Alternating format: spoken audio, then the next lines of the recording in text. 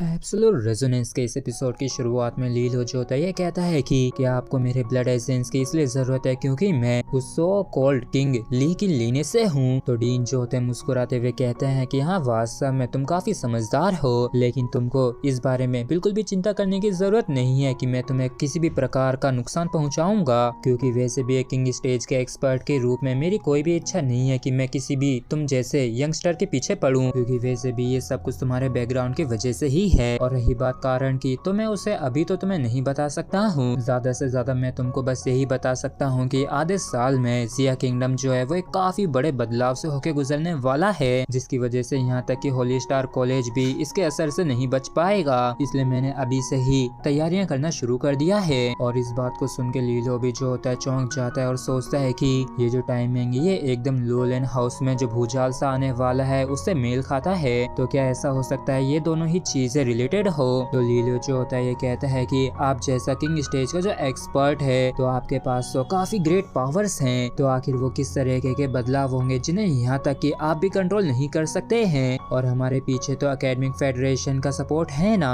तो डीन जो होते हैं बताते हैं कि पूरी ही दुनिया में हर जगह कलेश हो रहा है। तो क्या तुम्हें सच में लगता है कि एकेडमिक फेडरेशन इतना ज्यादा इस छोटे से हिस्से के ऊपर ध्यान देगी? इसलिए मैं तो बस जिया किंगडम को ही प्रोटेक्ट करने की कोशिश कर रहा हूँ। और रही बात कि मैं सफल होता हूँ या नहीं, ये तो मेरी किस्मत की बात है, इसलिए तुम्हें इतनी जल्दबाजी में हाँ करने की कोई जरूरत नहीं है। और वैसे भी बिना ग्रेल ड्रैगन बोन के तुम्हारा जो ब्लड एजेंस है वो मेरे किसी काम का नहीं है। तो अब इतना कह के किंग जो होते हैं मतलब डीन जो होते हैं ये तुरंत ही अपनी फिंगर से थोड़ी सी पावर को रिलीज करते हैं, जो कि सीधे जाके लीलो के फोरहेड में घुसती है। और डीन जो होता है कहते हैं कि चलो ठीक है, मैं तुम्हें हेवनली सैक्रिफाइस कर्स का फर्स्ट पार्ट सिखा देता हूँ। तो अब से बस तुम्हें इस सीक्रेट टेक्निक को इस्तेमाल करने की जरूरत है, जिससे कि तुम इस फॉर्मेशन से कनेक्ट हो जाओगे, जिसके बाद तुम आराम से 3 टेल हेवनली वुल्फ की पावर को ड्रॉ कर सकते हो। और एक बात को अच्छे से याद रखना कि इसे तब तक इस्तेमाल मत करना जब तक कि एकदम जरूरत ही ना हो। तो चलो ठीक है, रही बात ग्रेल वॉर की ज्यादा इंफॉर्मेशन के बारे में, तो इस बारे में तुम जाके अपने मेंटोर से पूछ सकते हो,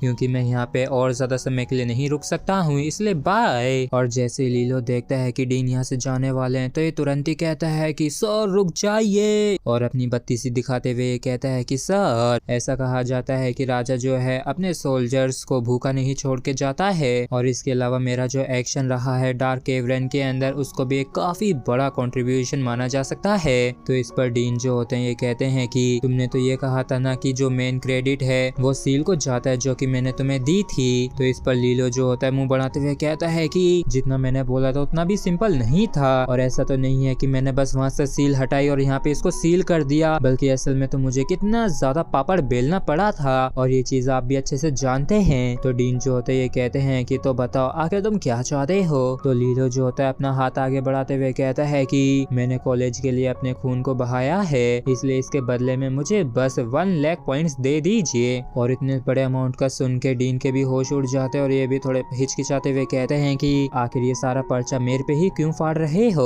और रिवार्ड देने का जो डिसीजन है वो तो असल में कॉलेज का होगा ना, तो आखिर तुम इतने जल्दबाजी में क्यों हो? तो इस पर हमारा कमीना लीलो जो होता है ये खून के आंसू बहाते हुए ड्रामा दिखाते हुए कहता है कि अब जब आपने इसका जिक्र कर ही दिया तो चलिए ठीक है सर, मैं आपको सारी चीजें सीधे सीधे बता देता हूँ कि मेरे रेजोनेंस में इशू है, जिसकी वजह से मैंने अपने फाउंडेशन को खो रखा है और सफर कर रहा हूँ। तो अगर मैंने 1 लाख पॉइंट का एम्परर सीरम नहीं खरीदा तो मुझे डर है कि साल के अंत तक मैं खत्म हो जाऊंगा। तो फिर आप ही बताइए कि साल के अंत में मैं अपना ब्लड एजेंस कॉलेज को कैसे दे सकूंगा? तो इस पर डीन जो होते मजे लेते हुए कहते हैं कि अब कोई हैरानी नहीं है, जो मुझे तुम पहले कमजोर महसूस हुए थे और मुझे तो ये लगा था कि तुम जो इतने अच्छे दिखते हो तो तुम पक्का छोरीबाजी पूरे दिन करते रहते होगे और ट्रेनिंग पे बिल्कुल भी ध्यान नहीं देते होगे। तो इस पर लीलो जो होता है भड़कते हुए कहता है कि क्या आखिर आप ये क्या बकवास कर रहे हैं, और वैसे भी मैं तो मुश्किल से 1-2 ही लड़कियों से मिल पाता हूँ, तो आखिर ये छोरीबाजी की बात कहाँ से आ गई? चलो छोड़ो जो भी हो, मुझे बस 1 लाख पॉइंट्स चाहिए। और ये कह के लीलो जो होता है इनके पैर को पकड़ के भीख मांगने लगता है। तो डीन जो होता है इसको दूर हटाते हुए कहता है कि चलो ठीक है, मैं इस बारे में सुजिन के साथ डिस्कस करूंगा। और इतना कह के डीन जो होते हैं यहाँ से चले जाते हैं। और इनके यहाँ से जाते ही लीलो जो होता है सोचता है कि ये बात तो सच है कि किंग जो होता है वो सच में काफी तेज भागता है, लेकिन जैसे कि मैंने कहा कि ये सब कुछ डीन पे ही डिपेंड करता है कि क्या वो मेरे लिए एक्सेप्शन एक्शन करेंगे या नहीं, और नहीं करते तब भी कोई ज्यादा दुख नहीं होगा, क्योंकि पहले मुझे काफी